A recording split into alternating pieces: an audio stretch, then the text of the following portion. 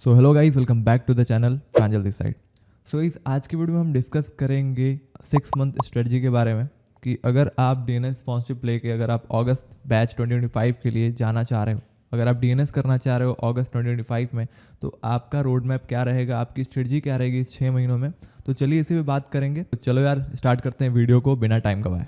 तो यार नवंबर जा चुका है, अभी दिसंबर आने वाला है, तो हमारे पास सिर्फ 6 महीने बच रहे हैं। ठीक है, तो 6 महीनों में हमको क्या करना है, जैसे कि मई तक। ठीक है, अगर मैं जो स्ट्रेटजी बता रहा हूँ वो मई तक है, क्योंकि आपका जून में आपका एग्ज़ाम ही होगा, तो उसके बाद आप सिर्फ रिवीजन और मॉक टेस्ट दे रहोगे।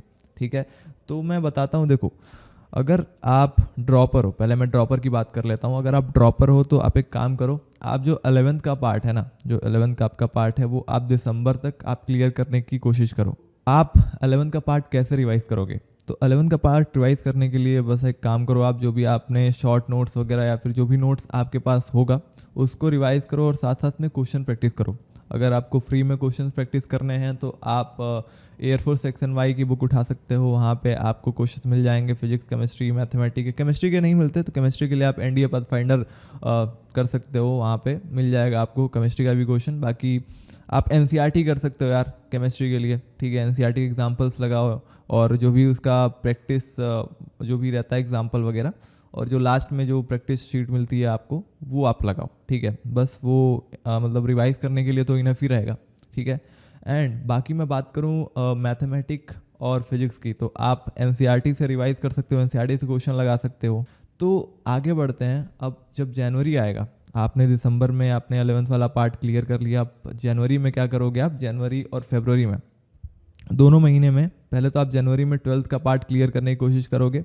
एंड अगर टाइम लगता है, ठीक है, क्योंकि 12th का थोड़ा टिपिकल रहता है, ठीक है, तो उसको अगर करने में टाइम लगता है तो आप मान के चलो फरवरी मिड तक आप गए हो, आपने 12th का सिलेबस कंप्लीट किया 1.5 महीने में। ठीक है, उसके बाद जो आधा महीना बचेगा फरवरी का, उसमें आप करोगे क्लास 11 12 दोनों का रिवीजन। ठीक है, साथ साथ में क्वेश्चन प्रैक्टिस करते रहना है। मैं ये मान के चल रहा हूँ कि आपने अपना क्लास 11th और 12th इस दिसंबर, जनवरी, फरवरी, इन 3 महीनों में आपने कंप्लीट कर लिया रिवीजन के साथ। ठीक है, आपने क्वेश्चंस भी लगा लिए कुछ अच्छे खासे और आपने कंप्लीट कर लिया है सिलेबस। ठीक है, उसके बाद आपका आएगा मार्च। ठीक है, तो मार्च में क्या होता है यार, मार्च में फिर आपकी जो कंपनीज होती हैं वो अपना फॉर्म निकालना स्टार्ट कर देती हैं। ठीक है, जो भी स्पॉन्सरशिप वाली कंपनीज होती हैं, ठीक है, वो अपना फॉर्म निकालना स्टार्ट कर देती हैं। उसके बाद आपको उनका फॉर्म फिलअप करना पड़ेगा। ठीक है, आपको थोड़ा इधर उधर नोटिफिकेशंस वगैरह देखनी पड़ेगी कंपनीज की, कौन सी कंपनी अपना फॉर्म निकाल रही है, कौन सा कॉलेज अपना फॉर्म निकाल रहा है।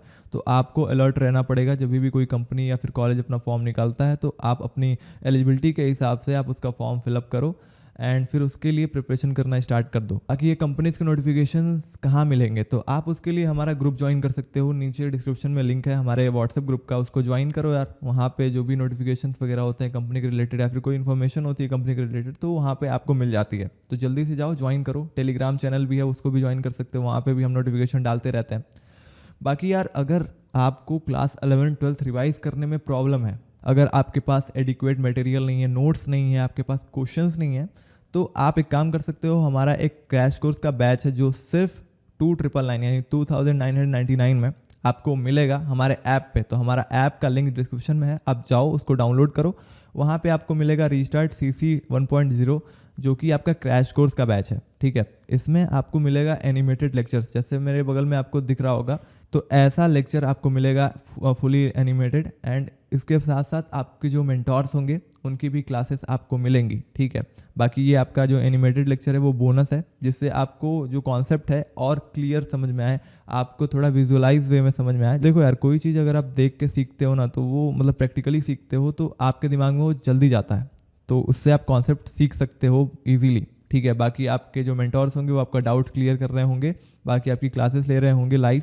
बाकी इस बैच में आपको मिलेगा चैप्टर वाइज नोट्स। ठीक है, जो चैप्टर वाइज नोट्स है वो IMUCT के ही रिलेटेड है, जो IMUCT में आता है जितना आता है उतना ही मतलब इसमें है, आपका कोई एक्स्ट्रा नहीं है। क्योंकि अगर आप नोट्स निकालने जाओगे इधर उधर तो आपको जेई लेवल के मिलते हैं, नीट लेवल के मिलते हैं, तो उनमें टॉपिक्स क्या रहता है ना, जेई और नीट का थोड़ा इलाबोरेटेड रहता है, थोड़ा ज़्यादा रहता है। तो आपको जो पढ़ना है बस वही आपके नोट्स में मिलेगा इस वाले। एंड आप जो है यहाँ से रिवाइज कर सकते हो बहुत ही ईजी वे में, बहुत ईजी वे में आपका नोट्स एंड जो फॉर्मूलाज हैं लिखा हुआ है, ठीक है। तो आप वहाँ से रिवाइज कर सकते हो, साथ साथ में लेक्चर देख के आप समझ सकते हो। बाकी अगर आपको कोई डाउट होता है तो आप हमारे मेंटोर से पूछ सकते हो। बाकी रही बात प्रैक्टिस की, तो प्रैक्टिस के लिए हमारे बैच में आपको पर चैप्टर आपको 10 DPPs मिलेंगी विद सॉल्यूशन, ठीक है। आपको उसका सॉल्यूशन भी मिल जाएगा, आपको DPP मिल जाएगी, तो आपका प्रैक्टिस वहाँ से हो रहा होगा। और बस आपको क्या करना है, इन 3 महीनों में आपको जितना जल्दी हो सके आपको ये सिलेबस कवर करना है, ठीक है। फिर जब आपका ये आपका रिटर्न वाला जो भी पार्ट है, जो भी आपका क्लास 11-12 का सिलेबस है, जो भी आप जो जनरल एप्टीट्यूड है, GK है, इंग्लिश है, जब आप कवर कर लोगे तो उसके बाद आपको क्या करना होगा, मार्च के स्टार्टिंग से आपको तो फॉर्म फिलअप करना ही है, जो कंपनी अपना फॉर्म निकाल रही है। साथ साथ में आपको जो आपने पढ़ा हुआ है उसको भी रिवाइज करना है, और साथ साथ में आपको इंटरव्यू की प्रिपरेशन करनी है, मेन चीज़, ठीक है। आपने तो रिटर्न का प्रिपरेशन कर लिया है, आपने रिवाइज कर रहे हो आप, ठीक है, रेगुलर रिवाइज कर रहे हो, आपने कवर कर लिया है सारा सिलेबस। बाकी उसके बाद आपको क्या करना है, इंटरव्यू की प्रिपरेशन करनी है। अब इंटरव्यू की प्रिपरेशन कैसे होगी, इंटरव्यू की प्रिपरेशन के लिए आप जो है इंटरव्यू के PYQs होते हैं उनको देख सकते हो, उनका आंसर बना सकते हो, ठीक है। सब कुछ हमारे बैच में आपको मिल जाएगा, ठीक है। आपको मॉक इंटरव्यूज़ मिलेंगे हमारे बैच में, तो अगर आपको ज्वाइन करना है तो कर सकते हो, जिसमें आपको कंपनी वाइज PYQs भी मिलेंगे, रिटर्न के भी एंड इंटरव्यू के भी।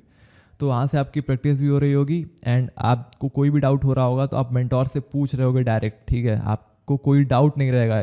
देखो बहुत कम टाइम बच रहा है, इस कम टाइम में अगर आपको डाउट बनता है, अगर वो डाउट आपका क्लियर नहीं होता तो फिर आप जो है आप कहीं ना कहीं लैग कर जाओगे प्रिपरेशन में। बाकी आगे बढ़ते हैं यार इंटरव्यू पे, तो आपको इंटरव्यू की प्रिपरेशन करनी पड़ेगी। इंटरव्यू में क्या क्या आता है, इंटरव्यू में आपको नॉन टेक्निकल और टेक्निकल क्वेश्चन पूछते हैं। अब नॉन टेक और टेक्निकल क्वेश्चन क्या होता है, देखो नॉन टेक्निकल क्वेश्चन होते हैं आपकी पर्सनल लाइफ के बारे में, जैसे tell me about yourself, introduce yourself, tell me about your father background, why do you want to join merchant navy, ठीक है, व्हाट आर योर हॉबीज। जो भी आपकी पर्सनल लाइफ है, जो आपका पर्सनल पर्सपेक्टिव है, वो इसमें पूछा जाता है। बाकी रही बात टेक्निकल क्वेश्चंस की, तो जो सब्जेक्टिव नॉलेज होते हैं, जो भी physics, chemistry, mathematics, general knowledge, आपका ज्योग्राफी एंड आपका जो एप्टीट्यूड, ठीक है, ये आपका आता है आपके टेक्निकल में, ठीक है। तो शिप नॉलेज वगैरह भी पूछ दिया जाता है, सी रूट्स पूछे जाते हैं, सब कुछ इंक्लूडेड मिलेगा आपको बैच में। बाकी अगर आप खुद से करना चाहते हो तो ये टॉपिक्स हैं जो आप प्रिपेयर कर सकते हो, ठीक है।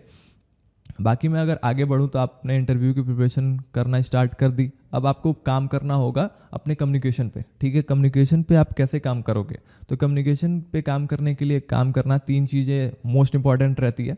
जो 3 चीज़ें हैं वो आपका पहला लिसनिंग, दूसरा स्पीकिंग एंड तीसरा रीडिंग, ठीक है। तो आपको क्या करना है, इन तीनों पे काम करना है इन जो बचे हुए महीने हैं, ठीक है। आप साथ साथ में जो मैं कहूँगा कि आप दिसंबर से ही स्टार्ट कर दो, ठीक है। आप दिसंबर से ही इंटरव्यू का प्रिपरेशन भी स्टार्ट कर दो, साथ साथ में आप कर रहे हो, कितना टाइम लगेगा यार, 1-2 घंटे आप इंटरव्यू को दो, एंड बाकी जो टाइम बच रहा है आपके पास, आप अपना सिलेबस कंप्लीट करने को दे दो, ठीक है। आपके पास कम टाइम है एंड आपके पास कोई काम तो है नहीं सिवाय पढ़ाई के, तो आपको सिर्फ पढ़ाई पे ही फोकस रहना। तो कम्युनिकेशन स्किल बढ़ाने के लिए आपको क्या करना है, पहले तो अगर आप जो मैं बात करूँ लिसनिंग का, तो आप एक काम कर सकते हो, आप पॉडकास्ट सुन सकते हो, जो इंग्लिश पॉडकास्ट वगैरह होते हैं वो सुन सकते हो, कोई इंग्लिश मूवी देख सकते हो, जिससे कि आपका जो लिसनिंग एबिलिटी है, जो आप जो वर्ड्स है वो आप कैप्चर कर पा रहे हो, आप उनको रिकॉग्नाइज कर पा रहे हो, आप समझ पा रहे हो कि नहीं, वो चीज़ आपका हो रहा होगा वहाँ से। उसके बाद आप जो रीडिंग आता है ना, उसके लिए आप कुछ भी कोई बुक उठा सकते हो, ठीक है, इंग्लिश बुक उठा सकते हो। वहाँ से आपको क्या होगा कि आपका जो वोकेबुलरी होगा वो आपका इंक्रीज़ होगा, आपका रीडिंग जो स्पीड होगा वो थोड़ा इंक्रीज़ होगा, एंड आप जो है अच्छे से पढ़ पाओगे, कोई चीज़ आपका इंप्रूवमेंट हो जाएगा रीडिंग में। अब रही बात कम्युनिकेशन की, तो कम्युनिकेशन के लिए आपको क्या करना होगा, कम्युनिकेशन के लिए आप एक काम करो, कोई भी इंटरव्यू क्वेश्चन उठाओ, जैसे introduce yourself, tell me about your family background, why do you want to join merchant navy, इन तीनों में से कोई एक क्वेश्चन उठाओ, और भी बहुत सारे होते हैं, ठीक है। तो वो क्वेश्चन उठाओ एंड उसके बाद आप एक काम करो, उनका आंसर प्रिपेयर करो, ठीक है। तो कम से कम 5 पॉइंट, ठीक है, कम से कम 5 पॉइंट रहना चाहिए आपके आंसर में, ठीक है। उसको लिखो, 5 पॉइंट लिखो और उसको इलाबोरेट करके आप बोलो, ठीक है, आप मिरर के सामने बोलो। बाकी देखो जो इम्पोर्टेंट चीज़ है, फिर तुम्हारा मार्च, अप्रैल, मई, ये 3 महीनों में तुम जो revision, mock test, mock interview, यही सब कर रहे होगे, ठीक है।